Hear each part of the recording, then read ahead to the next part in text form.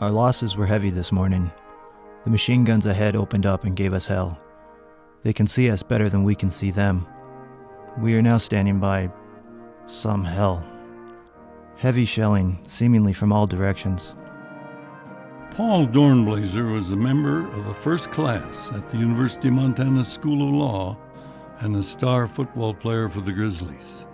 His last diary entry, written in the hills of France in October 1918, captures what many would feel over the decades.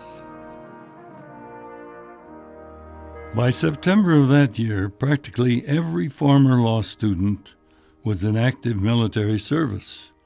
As a result, all law courses were suspended. Dornblaser's classmate, a volunteer nurse, would succumb to a flu epidemic the following month. Though the school would reopen in 1919, by 1941, America would be drawn into a second world war, one that would forever alter the course of the country. Following the attack on Pearl Harbor, enrollment at the school would drop to just 13 as students and faculty left to serve. Dean Leaphart himself would leave for the Regional War Labor Board in Denver. Professors Pope and Mason spent most of the war years with the Department of Justice, and Russell Smith with the Office of Price Administration and the Navy. As the conflict raged across Europe and the Pacific, it would claim the lives of at least two graduates, Lieutenant Colonel Wilbur H. Wood and Lieutenant Robert C. Flint in the Army Air Force. At home, unlike during World War I, the school remained open, continuing to publish the Montana Law Review. As World War II drew to a close, the student body was comprised almost entirely of veterans.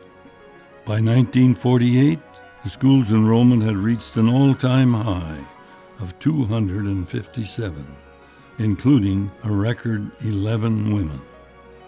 They came to Missoula from across Montana with names like Dietrich, Warden, Lawn, Panzer, Mudd, Haswell, Bellingham, Hoyt, McDonough, and even Robinson.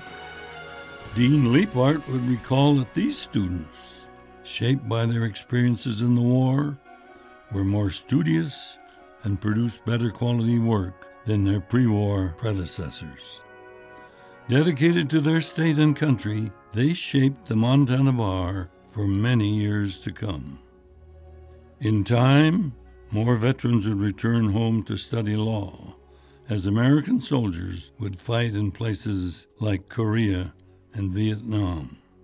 Their service continues even today in conflicts around the world.